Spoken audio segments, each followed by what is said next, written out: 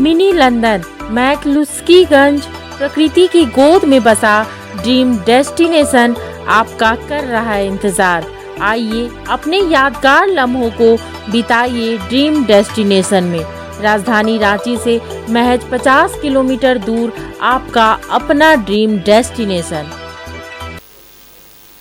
झारखंड में राजनीतिक संकट दिखाई दे रहा है। ये तमाम मीडिया चैनलों को दिखाई दे रहा है और तमाम मीडिया के लोगों को दिखा रहा है। लेकिन जिस तरह की बातें सरकार और सत्ता के बीच हो रही है उसको जानने का हम प्रयास करेंगे। इस समय हमारे साथ कांग्रेस के प्रदेश अध्यक्ष राजेश ठाकुर हैं, उनसे बात करते हैं। राजेश जी, जो मीडिया में कयास लगाए जा रहे हैं, कई लोग कह रहे हैं कि राजनीतिक संकट के माहौल हैं, क्या वाकई में सरकार के अंदर राजनीतिक संकट है, संवैधानिक स्थितियां खराब हैं?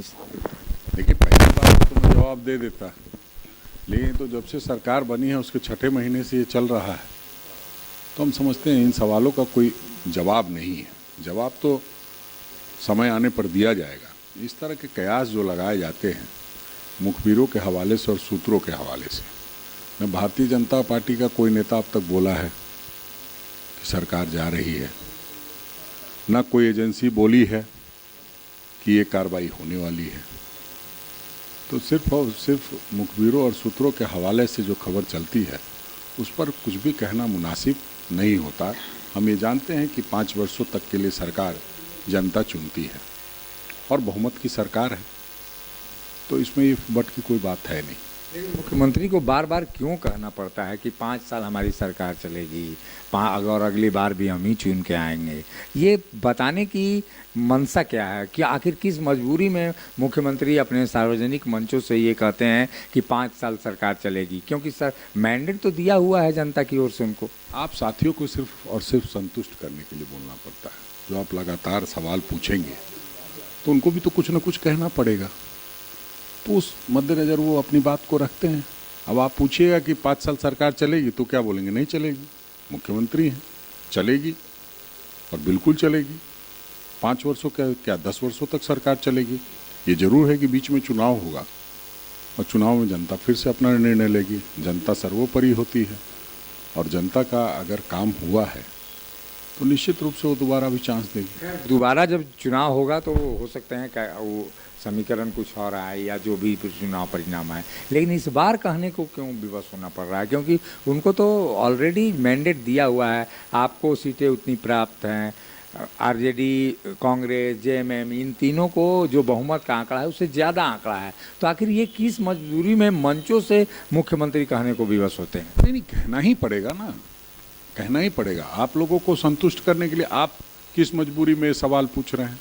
मजबूरी तो आपकी भी है, वरना बताइए कहाँ कोई विधायक कम हो गए या और कोई बात हो गई या कोई ईडी ने प्रेस कॉन्फ्रेंस करके कहा। वही बोल रहा हूँ, मीडिया में जो खबरें चल रही हैं उसी की लिए स्पष्टीकरण के लिए मैं बात कर रहा हूँ। तो उसी के स्पष्टीकरण के लिए वो भी कहते हैं कि सूत्रों और मुखबिरों के हवाले से जो खबरें चलती है उस पर विश्वास मत कीजिए।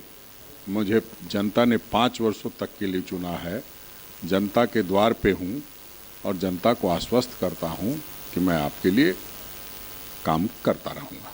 राजेश जी, आप राजभवन में भी बहुत दिनों तक उन्होंने आपने सेवाएं दी हैं।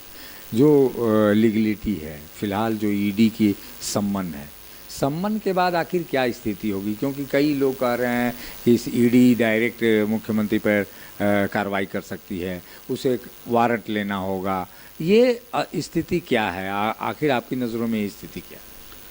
देखिए, मेरी जितनी समझ है ये सब गॉसिप है और उसमें राजभवन की कोई भूमिका नहीं होती है, स्पष्ट है। रह गई ईडी की बात, तो ये सिर्फ यही कि मुख्यमंत्री को तो ईडी सम्मन कर नहीं रही है। जहां भी गैर भाजपा शासित राज्य है वहां इस तरह की कवायद चल रही है, तो उसको इतनी गंभीरता से लेने की आवश्यकता नहीं है। और जहां तक न्यायालय की बात है, तो न्यायालय जब जो निर्णय देगी उसका हम लोग पालन करेंगे। चर्चा ये भी है कि ईडी कोर्ट जा सकती है, मुख्यमंत्री के खिलाफ वारंट ले सकती है, ऐसी चीज़ें चल रही हैं जो आप भी सुनते होंगे। इसमें क्या है? चर्चा ही है, किसी ने अभी तक मुंह खोल करके कुछ कहा नहीं है। तो ये चर्चा कराई जाती है अधिकारियों को डराने के लिए, विकास की गति को रोकने के लिए, जनता का जो हक मिल रहा है उसको रोकने के लिए, जो यहाँ के गांव ग्राम में रहने वाले आदिवासी मूलवासी हैं उनके हक और हकूक़ को छीनने के लिए इस तरह के भ्रम फैलाए जाते हैं। लेकिन ऐसी स्थिति में अगर मुख्यमंत्री पर कोई कार्रवाई करती है तो जो वोट बैंक है मुख्यमंत्री का, आदिवासी, मुस्लिम और यहाँ के जो रीजनल लोग हैं, वो वोट बैंक तो और एकत्रित होकर सामने आएगा। इसी स्थिति में बीजेपी की ओर से आप लोग कहते हैं कि ईडी बीजेपी के इशारे पे काम करती है, तो ऐसे में तो ऐसा मुसीबत शायद उठा नहीं पाएगी बीजेपी। देखिए, अगर मगर की बात मैं नहीं करता। ये इस तरह के लोग जो जुआ खेलते हैं वही बोलते हैं कि एक्का आ जाता तो अभी पूरा हम जीत जाते हैं। तो एक्का, बादशाह, ये सब सारी चीज़ें चलती रहती है राजनीति में। इस सारी चीज़ें गॉसिप है और इस पर बहुत ध्यान देने की ज़रूरत नहीं है। सत्ता पक्ष में हड़बड़ाहट क्यों है? क्योंकि कई विधायकों की ओर से हड़बड़ाहट दिखाई देती है कि क्या होगा। वो दिल्ली के गलियारे में भी बातचीत हो रही है कि आखिर क्या होगा झारखंड का। देखिए, सत्ता का गलियारा ही इसी तरह का होता है जहाँ गॉसिप ज़्यादा, काम की बात कम होती है। हम लोग काम की बात करते हैं, हम लोग बात नहीं बनाते, काम बनाते हैं। आप देखिए, आज भी मुख्यमंत्री जी रामगढ़ में हैं, कल धनबाद में थे, उससे पहले गुमला में थे, उससे पहले और किसी जगह पे थे। तो लगातार अपने काम में हम व्यस्त हैं। अब जिसके पास कोई काम नहीं है, जो काम के इंतज़ार में है, वो लोग इस तरह की बातें करते रहे हैं, उससे कुछ बनना बिगड़ना नहीं। के प्रदेश अध्यक्ष राजेश ठाकुर जो बता रहे थे कि मीडिया और तमाम जगहों पर भ्रामक स्थितियां बनी हुई हैं और ऐसी स्थिति में जब तक ईडी की ओर से ठोस कार्रवाई नहीं होती है या कोई कड़ा कदम नहीं उठाया जाता है, तब तक शायद ये भ्रामक बातें राजनीति के गलियारे में तैरती रहेंगी। सहयोगी संजय के साथ अशोक कुमार, मुखर संवाद, रांची।